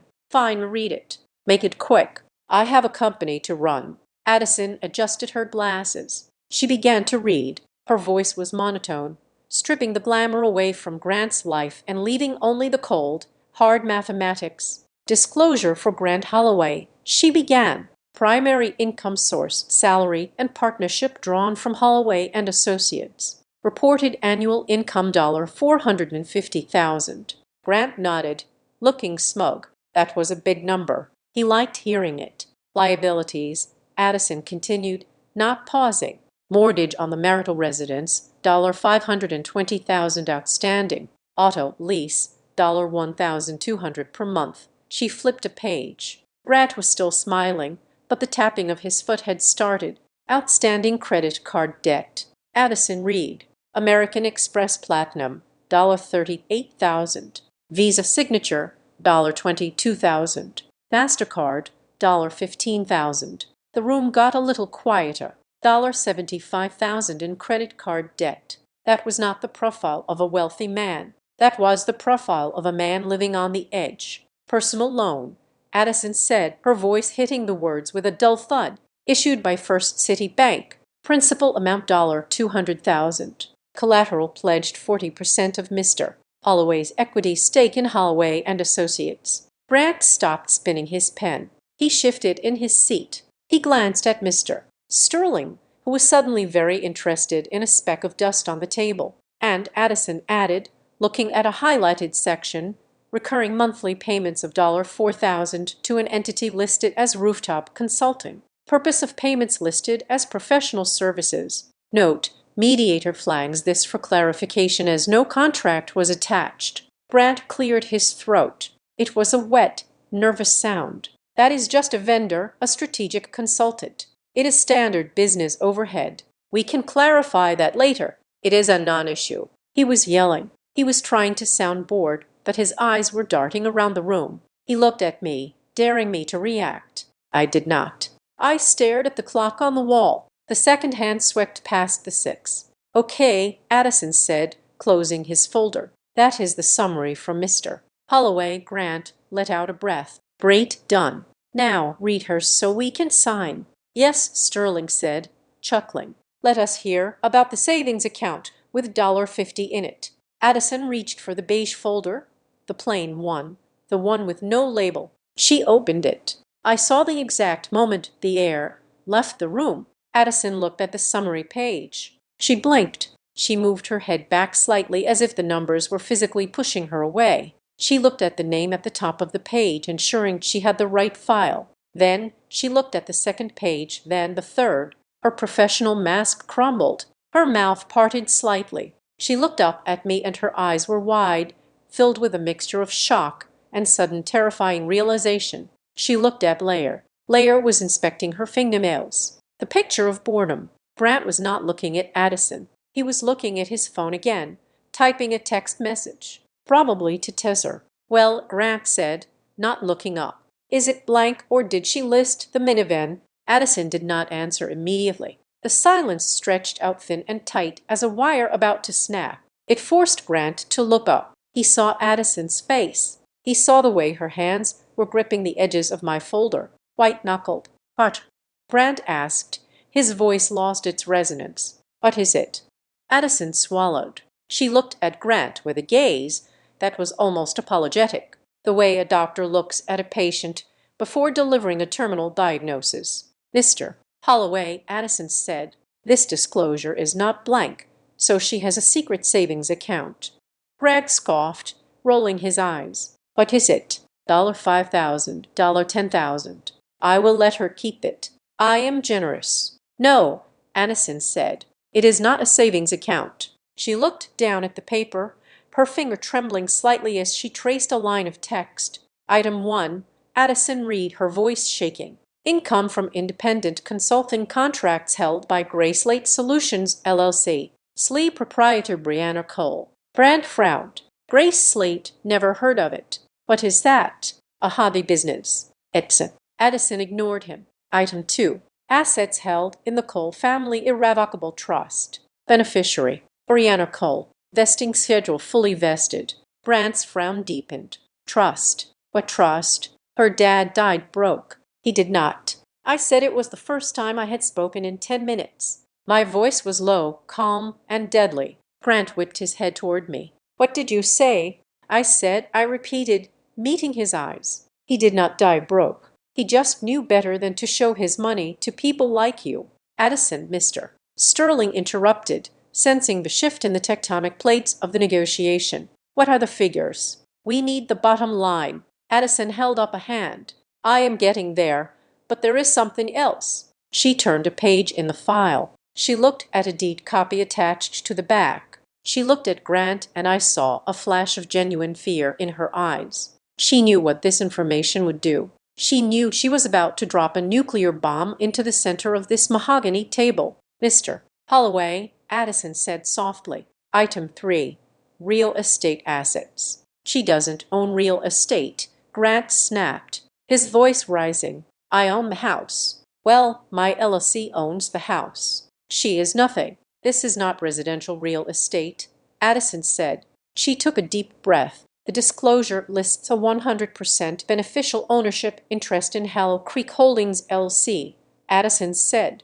Grant froze. The name hit him. I saw his eyes dilate. He knew that name. He wrote a check to that name every single month. "Hollow Creek," Grant whispered. "That is my landlord." "Yes," Addison said. "It appears that MS. Cole, through her trust, is the owner of the commercial property located at 400 West Meridian Street." The silence that followed was so loud it rang in my ears. Grant stared at me. His mouth hung open. The pen he had been holding slipped from his fingers and clattered onto the table, rolling slowly toward the edge before falling to the floor with a soft plastic click. He looked like a man who had just walked through a door in his own house and found himself falling through space. "That is impossible," Grant stammered. He tried to laugh, but it came out as a dry, choking sound. That is ridiculous. It is a mistake. She is a stay-at-home mom. She does not own my office building. The deed is here, Grant, I said.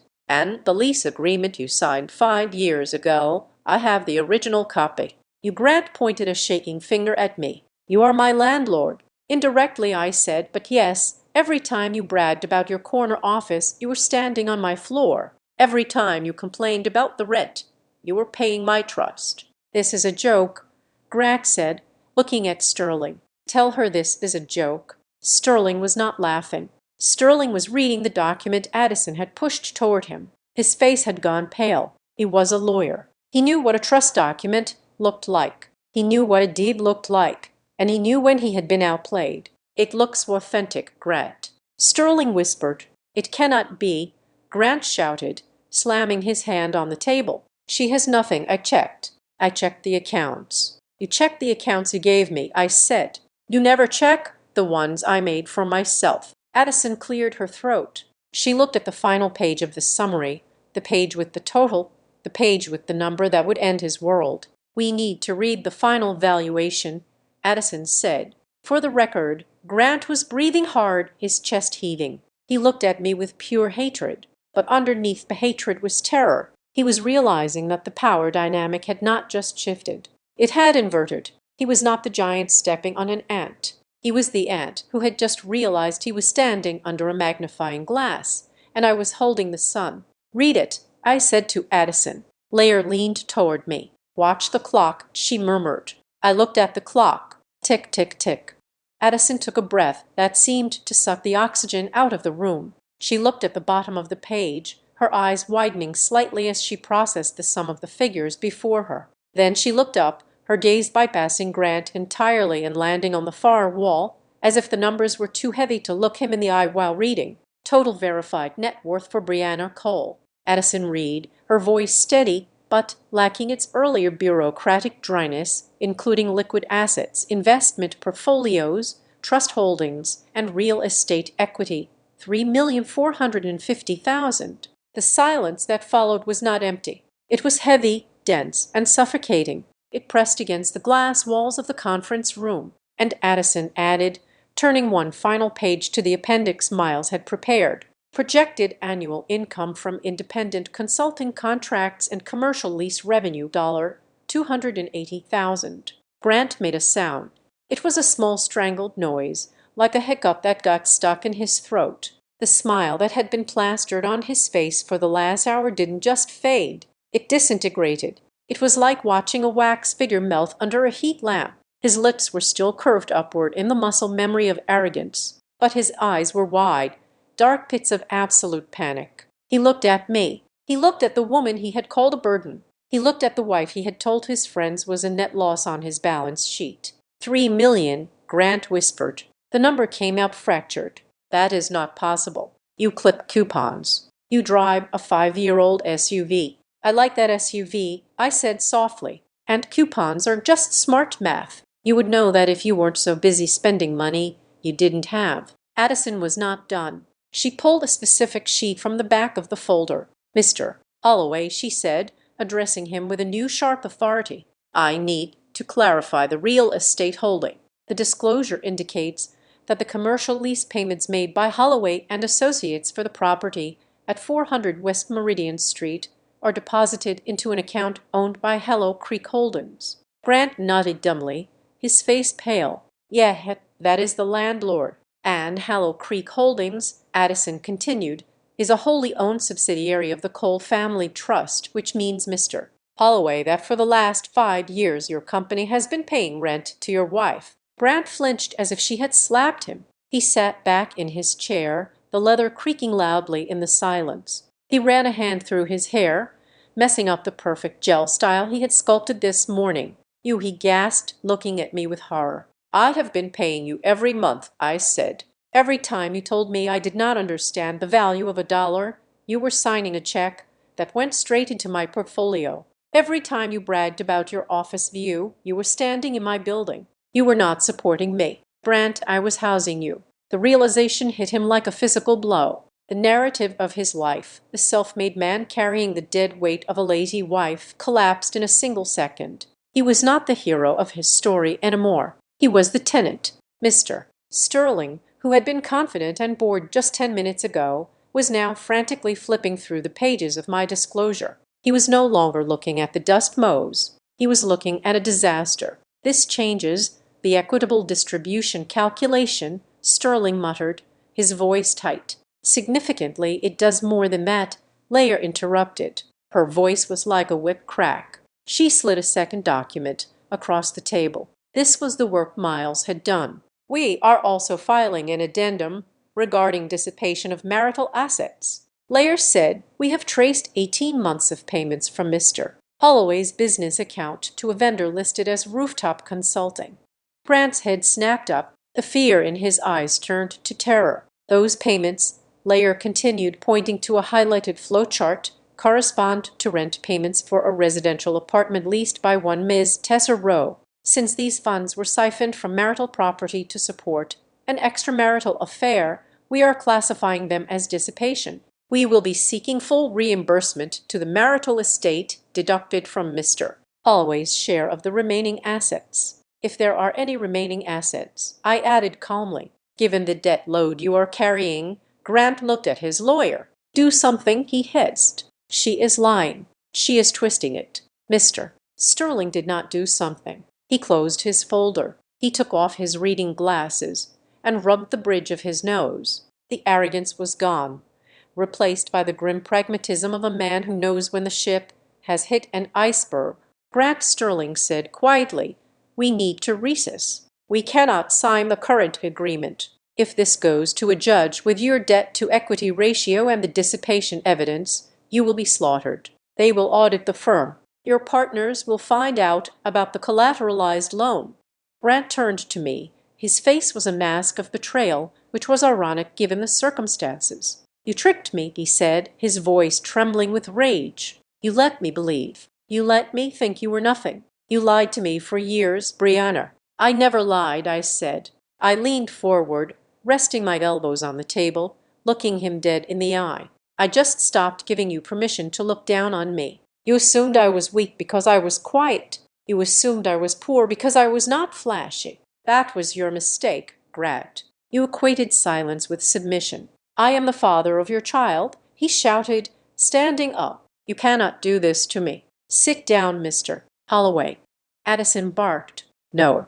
Grant pointed a shaking finger at me. "She planned this. She wants to ruin me." "I am not ruining you," I said, my voice remaining rock steady. "You ruined yourself. You spent the money. You took the loan. You rented the apartment for Tesser. I just kept the receipts." Grant looked at the door, then back at me. For a second, I thought he might come around the table. Leah shifted in her seat, ready to intervene. But Grant just slumped back down. The fight had left him. The reality of the numbers, the 3 million versus his debt, was a weight he could not lift. "What do you want?" Grant asked. His voice was small, broken. "I want a new agreement," I said, "and we are going to write it right now." For the next 2 hours, the room was a flurry of activity, but the dynamic had shifted completely. Grant was no longer the dictator. He was the spectator. Sterling and Leah hashed out the terms, and every time Sterling tried to push back, Leah simply pointed to the dissipation file, and Sterling retreated. My phone buzzed in my bag. It buzzed again and again. I glanced at the screen. 5 missed calls from Kathleen. 3 texts from Shelby. "Mom says, you are being difficult. Just sign it." "Brianna, do not be a witch."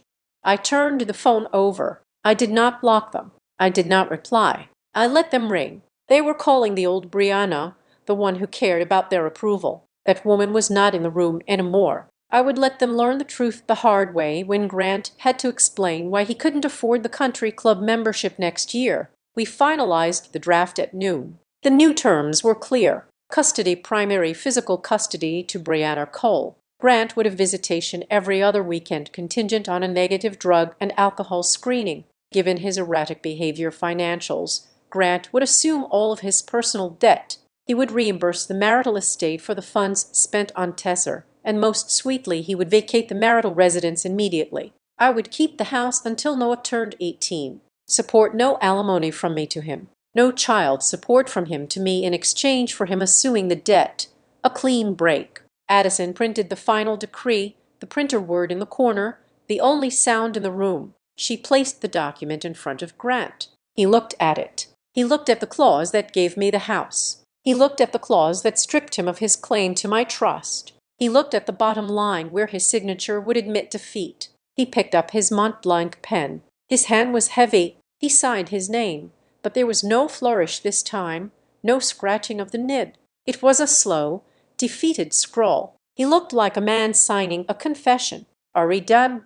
he whispered. "Not yet," Addison said. She slid the paper to me. I picked up a cheap ballpoint pen from the cup on the table. I did not meet a Mont Blanc. I looked at the signature line. Brianna Cole. I thought about the dinner where they laughed at me. I thought about the nights I spent worrying about grocery money while he bought jewelry for another woman. I thought about Noah waiting for me at preschool, safe and loved. I signed my name. The ink flowed smoothly. I capped the pen and stood up. Grant looked up at me. His eyes were red-rimmed. He looked like he wanted to say something, an apology, an insult, a plea, but he couldn't find the words. He just looked at the folder with my net worth in it as if it were a magical object that had cursed him. "I will have the movers there by Saturday," I said. "Please have your things packed." "And Grant," he blinked, "do not be late with the rent on the office," I said. "My property management company has a strict late fee policy." I picked up my beige folder. I nodded to Addison. I nodded to Sterling. Then I walked out of the room. I walked past the reception desk where Grant had flirted earlier. I walked into the elevator and pressed the button for the lobby. As the doors closed, shutting out the sight of my ex-husband sitting in the ruin of his own ego, I checked my watch. It was 12:15. The sun had come out. The rain had stopped. I had a promise to keep. I had to go pick up my son. And for the first time in a very long time, I was not just a mother and I was not just a wife. I was free and I was worth every single penny. Thank you so much for listening to my story. It was a long journey from that dinner table to the mediation room, but I'm glad I walked it. I would love to hear from you. Please comment below and tell me where you are listening from. I always love seeing how far these stories travel. If you enjoyed seeing justice served, please make sure to subscribe to Azad Revenge Stories, like this video, and hit that hype button so we can share this victory with even more people. Stay strong and remember, know your worth and then add tax.